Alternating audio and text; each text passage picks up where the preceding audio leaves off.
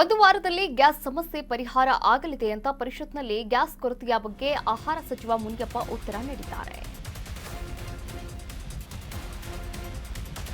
ಒಂದು ವಾರದಲ್ಲಿ ಗ್ಯಾಸ್ ಸಮಸ್ಯೆ ಪರಿಹಾರ ಆಗಲಿದೆ. ಪರಿಷತ್ನಲ್ಲಿ ಗ್ಯಾಸ್ ಕೊರತೆಗೆ ಮುನಿಯಪ್ಪ ಉತ್ತರವನ್ನ ನೀಡಿದ್ದಾರೆ.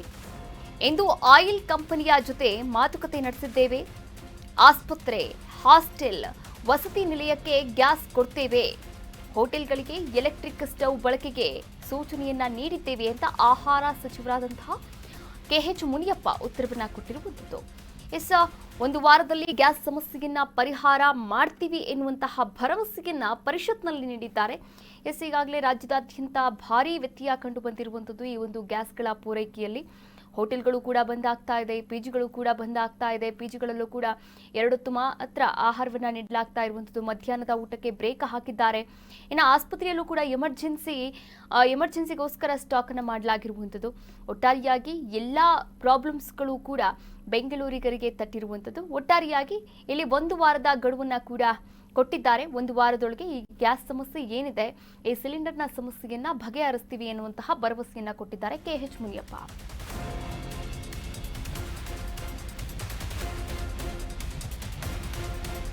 ಗ್ಯಾಸ್ ತುಂಬಿದ 2 ಹಡಗುಗಳು ಬಂದಿದೆ. ಮತ್ತೆ 10 ರಿಂದ 12 ಹಡಗುಗಳು ಬರುವಂತಹ ಸಾಧ್ಯತೆ ಕೂಡ ಇದೆ. ವಾಣಿಜ್ಯ ಸಿಲಿಂಡರ್ಗೆ 10 ದಿನ ಸಮಸ್ಯೆ. ಸದ್ಯಕ್ಕೆ ಗೃಹ ಬಳಕೆ ಸಿಲಿಂಡರ್ಗೆ ಯಾವುದೇ ಸಮಸ್ಯೆ ಇಲ್ಲ. ವಾಣಿಜ್ಯ ಸಿಲಿಂಡರ್ ಮಾತ್ರ ಸದ್ಯಕ್ಕೆ ಸ್ಟಾಕ್ ಇಲ್ಲ ನಮ್ಮ ಬಳಿ. ಹೋಟೆಲ್ ಮಾಲೀಕರು ತಾಳ್ಮೆಯಿಂದ ಇರಬೇಕು. ಹಾಗೆ ಕಾಳಸಂತೆ ಮಾರಾಟದ ಮೇಲೂ ಕೂಡ ನಿಗಾ ವಹಿಸ್ತೀವಿ ಎನ್ನುವಂತಹ ಮಾತುಗಳನ್ನು ಆಡಿದ್ದಾರೆ ಮುನಿಯಪ್ಪ ಅವರು. ಆಟೋಗಳಿಗೆ ಗ್ಯಾಸ್ ಅವಕಾಶ ಮಾಡಿಕೊಡಲು ಸೂಚನೆಯನ್ನ ಕೂಡ ನೀಡಿದ್ದಾರೆ.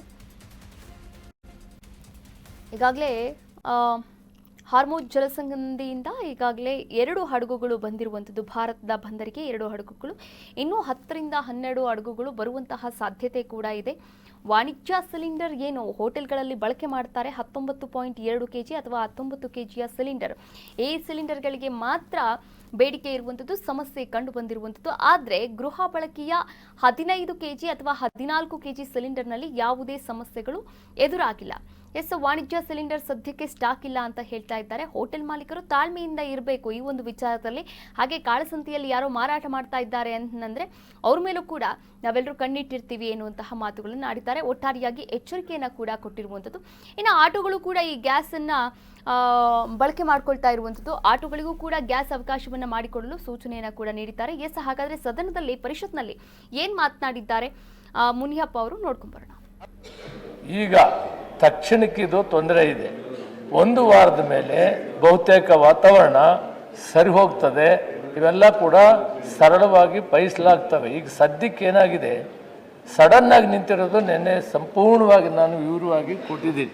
ಆದರೂ ಕೂಡ ಕೆಲವು ವಿಷಯದಲ್ಲಿ ಮಾನ್ಯ ಸದಸ್ಯರು 2 ಕಡೆ ಮಾತಾಡಿದರು. ಕಮರ್ಷಿಯಲನ್ನು ಎಷ್ಟು ಸಾಧ್ಯವಾಗ್ತದೋ ಅಷ್ಟನ್ನು ಕೊಡಲೇಬೇಕಾಗ್ತದೆ ಅಂತ ಹೇಳಿದ್ದಾರೆ.